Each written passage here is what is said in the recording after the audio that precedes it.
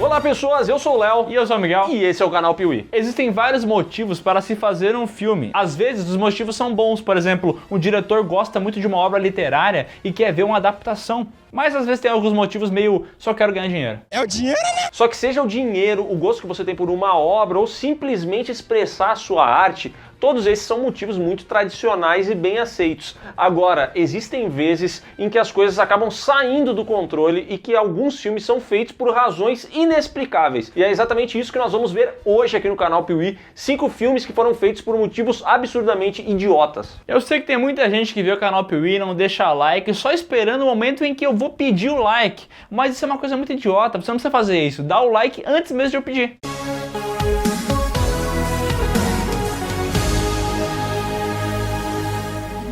Existem filmes que misturam uma história mais infantil com uma temática meio sombria. Esse é o caso, por exemplo, de Coraline e Todos os Cães Merecem o Céu. Mas geralmente são filmes que as crianças ainda podem assistir, mesmo tendo uma coisa mais trevosa aqui ou ali. Porém, esse não é o caso de Ursinho Pooh, Sangue e Mel. Exatamente, esse é o famoso filme de horror do Ursinho Pooh, que não pode ser assistido por crianças porque é um filme que não contém nenhum tipo de história. Ele é apenas sobre um assassino aleatório que poderia estar usando qualquer outra máscara matando gente. E o motivo pelo qual esse filme foi feito é muito simples, é se aproveitar de uma lei. Oi? Isso porque em 2022 não só o Ursinho Pooh, mas outros personagens criados pelo autor Alan Alexander Milne caíram em domínio público. Ou seja, qualquer pessoa poderia pegar esses personagens tão renomados e tão queridos por tanta gente e fazer absolutamente qualquer coisa com eles. Sabendo disso, o diretor de filme de baixíssimo orçamento, o tal do Rhys Frack Waterfield, de clássicos como Hotel Dinossauro e Matança de Páscoa, decidiu fazer um filme de terror do Ursinho Pooh. Ele basicamente queria poder surfar na imagética do Ursinho Pooh, que é pra todo mundo aquela obra infantil, fofinha, querida, e fazer um filme de terror exploitation em cima disso aí, entendeu? Essa vai ser a minha melhor vigarice. E vou dizer uma coisa,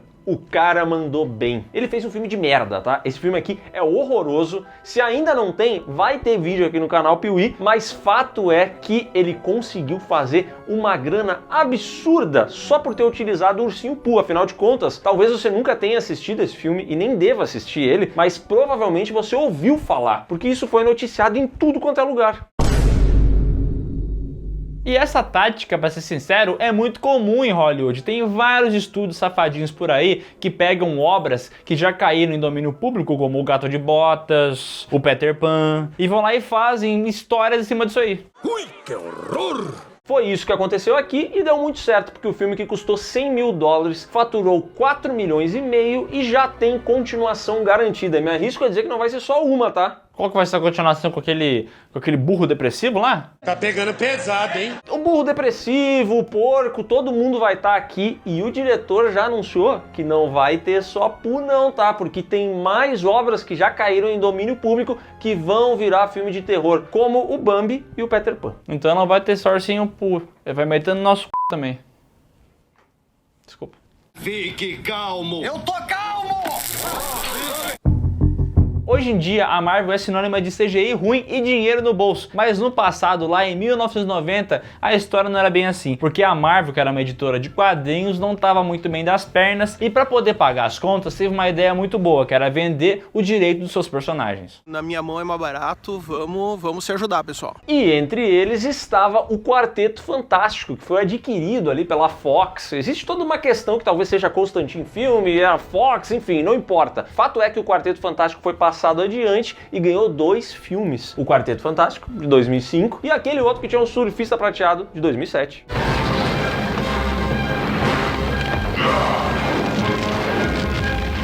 Porém, lá nos Estados Unidos tem algumas leis sobre propriedades intelectuais. Por exemplo, se você compra um personagem desse para poder adaptar as obras, você tem que produzir algo sobre o personagem. Porque se você ficar 10 anos sem produzir, você acaba perdendo o direito dele. Faz sentido. Bom, E como a gente falou, Quarteto Fantástico teve um filme em 2005 e em 2007. Então, para não perder os direitos dos personagens lá pra Marvel, eles tinham que fazer um filme novo, né? E foi justamente por isso que nós tivemos um reboot do Quarteto Fantástico nos cinemas, com um filme lançado em 2015. Esse filme faturou aproximadamente 160 milhões nas bilheterias, o que não foi o suficiente para pagar o orçamento dele de 120 milhões, mais custos de divulgação, entre outras coisas, e também acabou sendo massacrado pela crítica. Afinal, ele consegue fazer a façanha de ser pior que os outros dois filmes que já eram muito ruins. Parabéns, viu, seu cocô? Esse filme tá todo errado. Se você falar, mas o grande problema dele é o CGI, eu vou te falar que esse, na verdade, é talvez a melhor qualidade do filme. Porque pelo menos ele tem um CGI bom aqui ou ali. Mas quando o assunto é roteiro, quando o assunto é uma história realmente coesa, esse filme foi com o boi com as cordas. Foi um fracasso de crítica e bilheteria, e você pensa assim, mas peraí, daqui a pouco já vai dar 2025, vai ter que fazer mais um filme. Isso nem importa, porque a Marvel já recuperou o direito dos personagens, né? Isso porque a Disney, por ironia do destino, comprou a Fox, então ela acabou revendo o direito desses personagens e já fez questão de utilizar eles da pior maneira possível, colocando lá o Reed Richards pra morrer em 27 segundos no filme do Doutor Estranho. Ele é o homem mais inteligente da Terra, e ele revela sua principal arma para o vilão. And the smartest man alive, Reed Richards. Black Bolt could destroy you with one whisper from his mouth. Você é burro, cara, que loucura. Ao que tudo indica, teremos sim um filme 2025, não por causa do lance que a gente comentou dos direitos autorais, mas sim porque a Marvel quer ganhar dinheiro em cima de novos personagens. E dessa vez o reboot terá a direção de Matt Shakman, que fez lá WandaVision. Empolgado pra esse reboot? Eu tô empolgadíssimo, cara. Cara, sério mesmo. A Marvel vai fazer um novo filme, eu fico maluco, cara. Eu não vejo a hora de assistir mais uma história de herói igual todas as outras. Calma. Vai ser muito massa. Calma. Mas você tá brava? Carros é uma animação da Pixar que foi lançada lá em 2006. E apesar de muita gente guardar esse filme no coração, a realidade é que ele não fez tanto dinheiro quanto se esperava. E aí que vem a grande surpresa, porque apenas 5 anos após esse lançamento, a Pixar acabou lançando Carros 2. E sabe qual era o orçamento de Carros 2? 200 milhões de dólares. Isso significa que esse foi um filme muito caro. E aí você se pergunta, puxa vida, mas por que investiram tanto dinheiro na continuação de um filme que nem fez tanta grana assim? Existem várias de formas diferentes da gente conseguir gerar dinheiro além da fonte primária. Assim, não fez muito dinheiro para os parâmetros da Pixar, mas ainda assim fez 462 milhões. Aí você pensa, tá, até que é bastante dinheiro e tal, mas é que você ainda não sabe o número que esse filme aqui fez em outra área, tá? Porque Carros fez mais 10 bilhões vendendo bonequinho. É muito dinheiro, muito mesmo. É muito dinheiro. Não só bonequinho, era caderno, era mochila, era shampoo com Relâmpago Marquinhos pra lá, Relâmpago Marquinhos pra cá, ele tava pra todo lado. Quantas mil crianças tinham uma mochila de rodinha do Relâmpago Marquinhos? A mochila de rodinha, aliás, que é um puta produto pro Relâmpago Marquinhos, tem tudo a ver com ele. É verdade. A mala do Relâmpago Marquinhos. É. E como é que a Volkswagen não me lançou um Gol do Relâmpago Marquinhos? Pois é.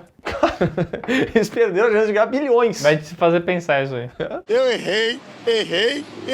Obviamente, a Disney olhou para esse montante de dinheiro e pensou, dá para fazer muito mais. Então ela pegou o projeto de Carros 2 e jogou para frente. E falou assim, vamos fazer e tem que fazer rápido. E assim, Carros 2 foi lançado em 2011. Mais uma vez, não teve uma grande bilheteria. Não foi recebido com críticas muito positivas, mas eu acredito que deva ter vendido muita mochila de rodinha do Relâmpago Marquinhos de novo, porque tivemos Carros 3 algum tempo depois.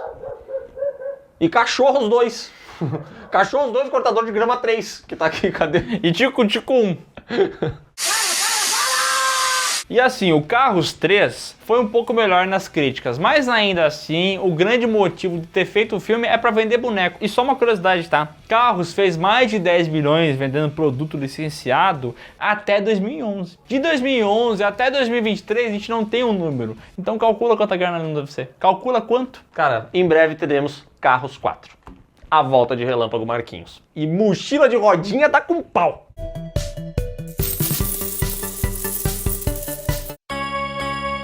Uwe é um diretor alemão muito famoso por já ter destruído várias franquias de games. Esse cidadão já fez muitas adaptações que sempre decepcionaram absolutamente todo mundo. Ele inclusive ficou conhecido como o pior diretor do mundo. E se você pesquisar isso no Google Imagens, certamente terá uma foto do Uwe lá para provar. E ele também ficou conhecido por desafiar os críticos dos filmes dele por uma luta de boxe. Ele falou assim: falou mal do meu filme? Vamos ver se você se garante na porrada. Um adulto, né? Não aguenta 10 minutos de porrada comigo.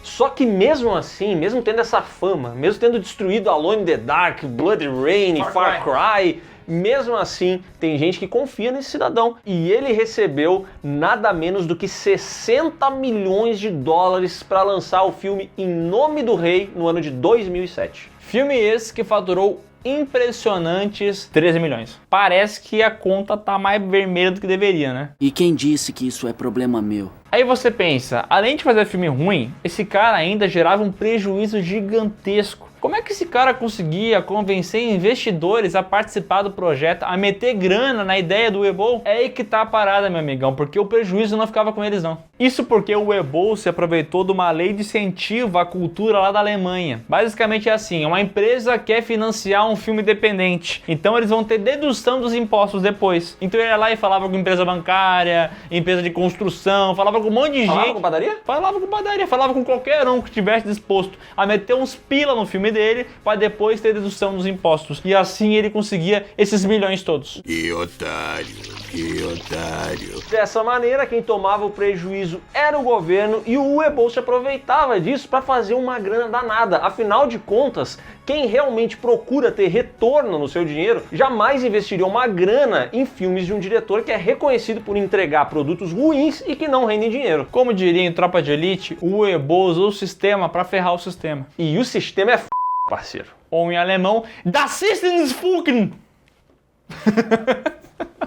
Überraschung! Mas tudo que é bom dura pouco, e em 2006 o governo alemão acabou com essa fase. Acabou com a mamata. Acabou a mamatinha. Não é à toa que depois disso o Uwe ficou um pouco parado, entendeu? Ele começou ali já a mitigar, não tinha mais muito o que fazer e se aposentou em 2016. Acabou a mamata! No entanto, para a alegria de 0 pessoas, ele já anunciou um novo projeto aí. Inclusive, não sei se não já não lançou esse filme aí, tá? Mas aí, né? Voltou. O homem voltou. Tem que ver, né?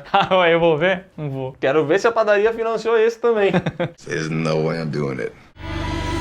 Quando você escuta a palavra cientologia, acho que a primeira coisa que vem à sua cabeça é hã? Mas depois, se você sabe do que eu tô falando, vai lembrar do Tom Cruise, né? Senhor Cruz, sai de dentro do armário. Sim, o queridíssimo Tom Cruise virou uma figura emblemática por ser aí um dos grandes embaixadores da cientologia, essa religião que ficou muito popular entre alguns famosos. Mas hoje a gente não tá aqui para falar do Tom Cruise, e sim do John Travolta, que abraçou essa ideia até o fim e falou: quer saber? Eu vou fazer um filme para divulgar a cientologia. John Travolta saiu do armário.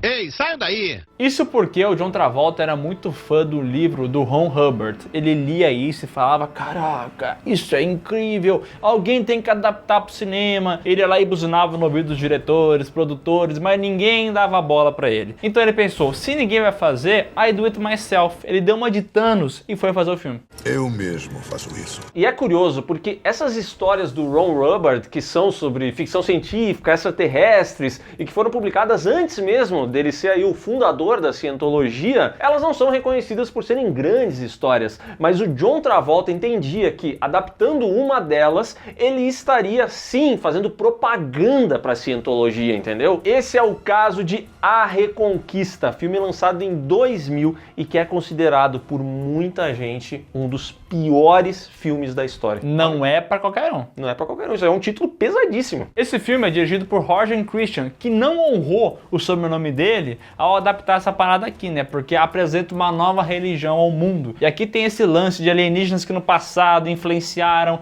na civilização humana, que agora estão em guerra com uma outra civilização. Esse filme é inteiramente gravado naquele ângulo holandês que fica meio tortinho. Cara, esse filme, eu não sei nem como falar dele, só sei que ele é um lixo completo. É um desafio terminar de assistir. Eu vi porque eu sou idiota, eu gosto de me punir às vezes, entendeu? Eu quis ver o filme até o final, mas eu não indico a ninguém. O que eu indico você é ir atrás da produção dele, porque assim você vai descobrir quanto que ele custou pra ser feito. Mas se você tá com preguiça de procurar, a gente te conta, tá? 73 milhões de dólares e ele faturou 20 milhões. Ele quebrou o estúdio que o produziu e o pior é que existem vários boatos e existem inclusive processos que dizem que na verdade esse filme custou mais do que isso, mas que eles estavam ali mascarando algumas coisas. Em outros pontos eles botavam o orçamento inflado e alguém tava embolsando dinheiro. Então foi uma baita cagada. Bateu uma salva de palma aqui pro profissional.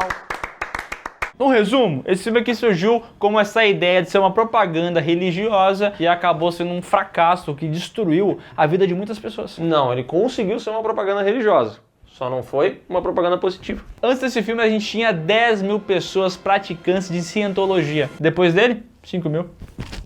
Cara, tu sempre vem com dados, né, cara? Eu pesquisei. Boa. Então é isso, pessoal. Gostou desse vídeo? Dá um like aqui embaixo, se inscreve no canal, marca o sininho. Eu quero que você me responda uma pergunta aqui nos comentários. Você aceitaria participar de um projeto de financiamento coletivo para fazer um filme que conta a história do Piuí? Por favor, não, mas olha só, o que você pode fazer e que é de graça é ir nos links que estão aqui na descrição para você ir para as nossas redes sociais e para você ouvir o PeeWeeCast. Esse sim, um podcast feito porque a gente queria poder falar palavrão, coisa que não dá aqui no Isso não é um motivo idiota. Não é um motivo bem estúpido esse, não na é, verdade. não é. Mas deu certo, deu certo. O importante é o resultado final. Não gostei de ti.